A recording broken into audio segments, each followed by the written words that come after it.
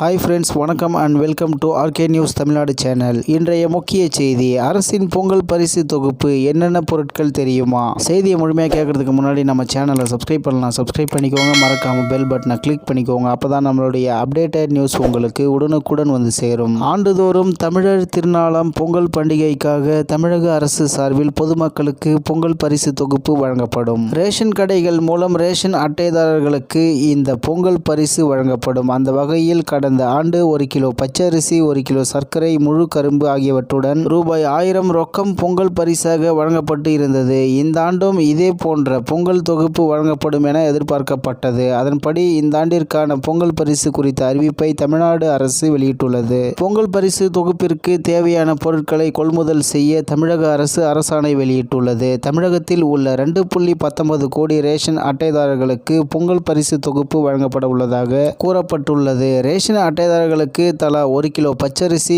1 kilo சர்க்கரை, முழு கரும்பு பொங்கல் பரிசாக வழங்கப்படும் என்றும், இலங்கை தமிழர் மறுவாழ்வு முகாம்களில் வசிப்போருக்கும் பொங்கல் பரிசு தொகுப்பு வழங்கப்படும் என்றும் அதில் கூறப்பட்டுள்ளது. மேலும் ஒரு கரும்பு 33 ரூபாய்க்கு கொள்முதல் செய்யப்படும் என கூறப்பட்டுள்ளது. மேலும் பொங்கல் பரிசு தொகுப்பு வழங்க ரூபாய் 238.92 கோடி செலவினம் ஏற்படும் என்றும் கூறப்பட்டுள்ளது. பொங்கல் பரிசு தொகுப்பில் பொதுமக்களுக்கு ரூபாய் 1000 வழங்கப்படும் என்று பெரிதும் எதிர்பார்க்கப்பட்டு இருந்தது.